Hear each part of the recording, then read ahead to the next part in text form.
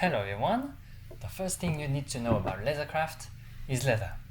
In today's video, we're going to talk about different type of leather you can choose for your project and leather dye. So let's jump into it. But first, I think I'm gonna need a new chair. Let's go to the store real quick.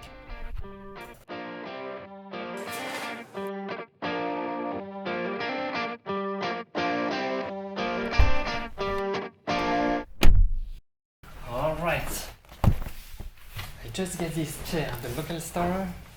I won't tell you where I get it, but I think that will do the job. So let's set up this real quick.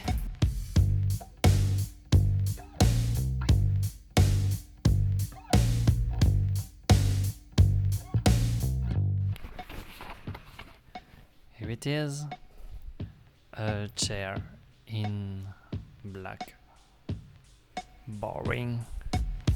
Let's make it a little bit more interesting.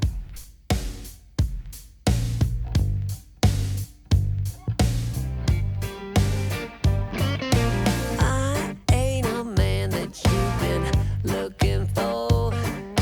Hearts being darker than a devil's soul.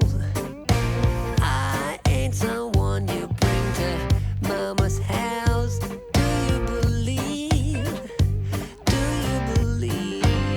When I say time is a thief and love is all grief and all you will ever see me do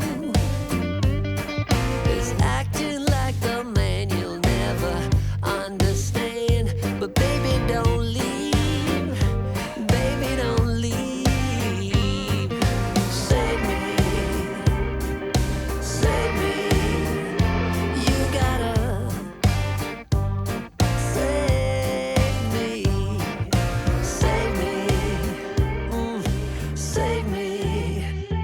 You gotta save me, save me, save me. This video is not about a chair. Now let's talk about leather. Let's roll the intro. Actually, I just did 3 minutes of intro with my chair, so let's skip this.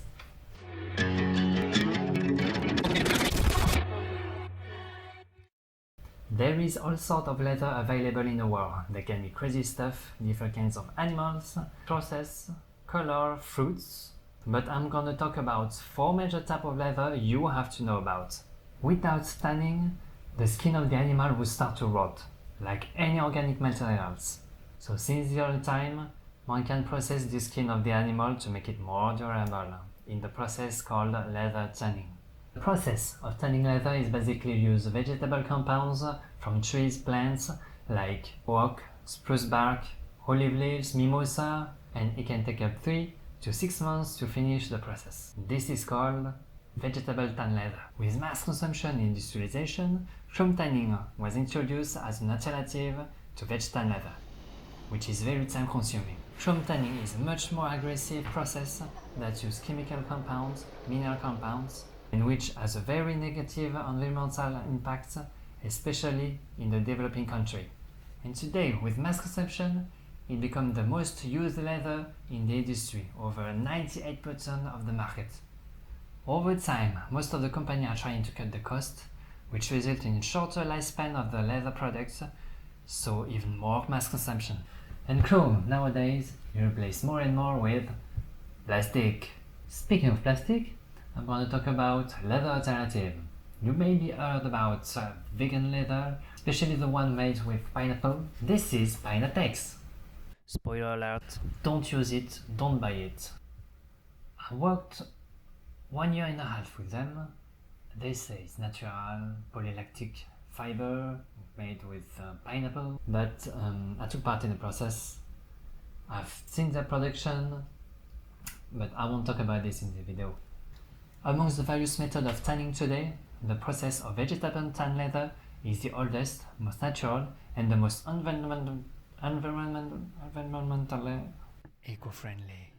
So, technically, what are the advantages of each? You will probably hesitate between those two, that is chrome tan leather and Veg-Tan leather. Most of the time, chrome-tan leather will be cheaper than Veg-Tan leather, again depending on the price you're paying to pay. And also, it comes already in color and already processed with oil and everything. The leather I recommend you to start with and to work with is the Veg-Tan leather. Vegetable tan leather will last you a long time, as it will get better and better with time, as it will nourish from the oil of your hands, opposed to chrome tan leather that will dry, crack or tear. I'm recommending you to use uncolored leather, so you will have more choice on dyeing it later, even if it takes a little bit more time and a little bit more of work.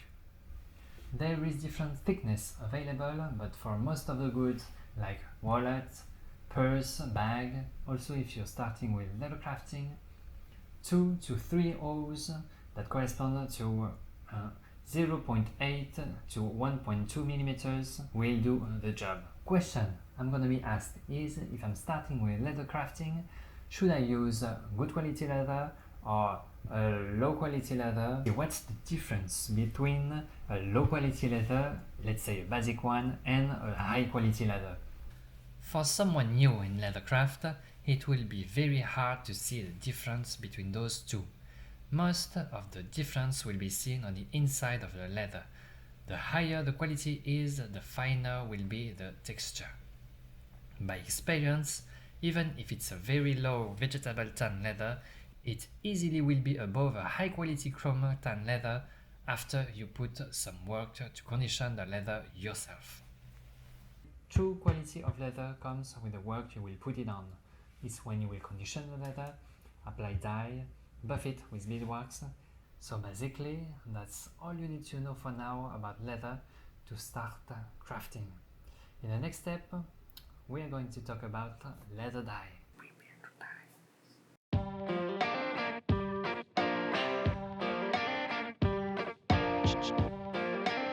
There is two main types of dye for your leather. The first one is alcohol and the second one is oil dye. Both one are alcohol carrier, but one is based on alcohol and the second one is based on oil. I'm recommending you to use the oil based dye, written pro dye or oil dye on the bottle, because the main difference is the alcohol based one makes the leather dry, crack, stiff and leave some trace of dust on the leather after you dye it. That we have to clean afterwards. With oil dye you won't have those issues, and also you will be able to control the different tones of your leather. Now, how to apply dye on your leather? There's two main ways we're going to see. The first one is with a tool like this, it's a cotton ball. And the second one is with a deep dye. So here you have everything you need to start dyeing your leather. First, your actual dye, oil dye, your wool dauber, a tray that you can close after to keep your dye inside and save it for later, napkins in case of accidents, pair of tweezers, or you can use rubber gloves. Put it on the tray like this. Deep dye in 3 simple steps. Take a leather, deep dye, leave it aside. My god, this is so easy. Careful here with the wool dauber, much more difficult. Apply it in circles like this to have a more consistent application.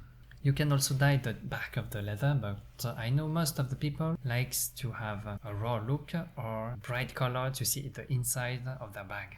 Wow, that looks like a lot of theory, but that's the base you have to know about. In the next video, much more action. We'll talk about tracing cuts techniques, gluing and hand stitching. So I hope you guys have enjoyed the video. In the description below you will have more details on the tools and the links. Leave a like if you loved it, subs if you want more, and leave a comment below if you have any questions. I see you guys next time.